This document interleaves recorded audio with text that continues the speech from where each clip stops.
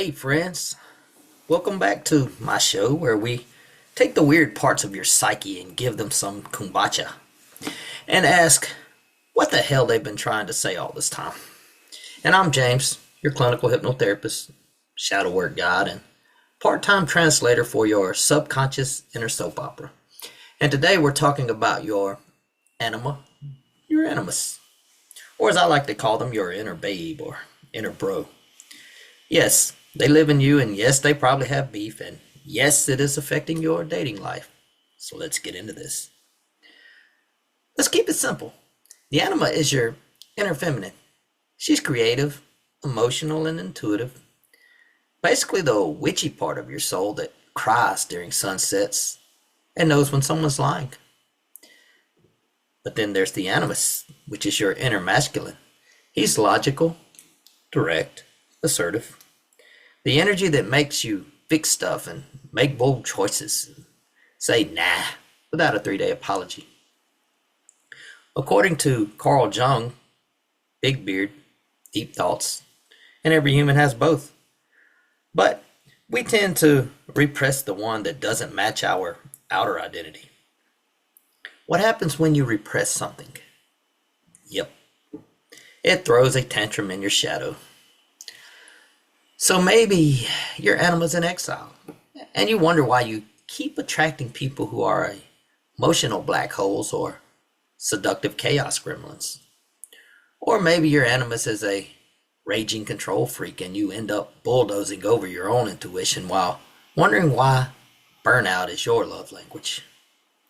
Spoiler, they're trying to get your attention through projection, through your dreams, through the weird pattern you swear you're done with again.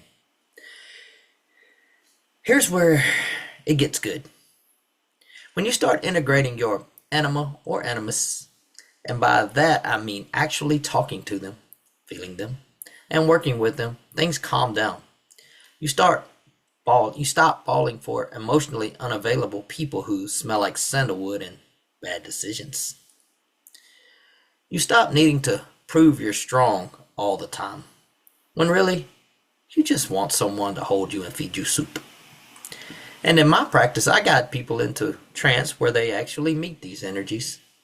Sometimes as characters, and sometimes as vibes. You'd be surprised how often the animus shows up looking like a stressed out yoga dad or a forgotten inner knight in rusted armor. So how does hypnotherapy help? Think of it like a backstage pass to your subconscious. You drop into trance, and suddenly your inner animal walks out in a flowing gown like, finally, you're listening. Or your animus puts down the clipboard and says, I've been holding your boundaries for 10 years, and I'm tired. Let's talk. These dialogues can be funny, weird, emotional, or healing, often all in the same session. But they work. You feel different afterward. Lighter, sharper.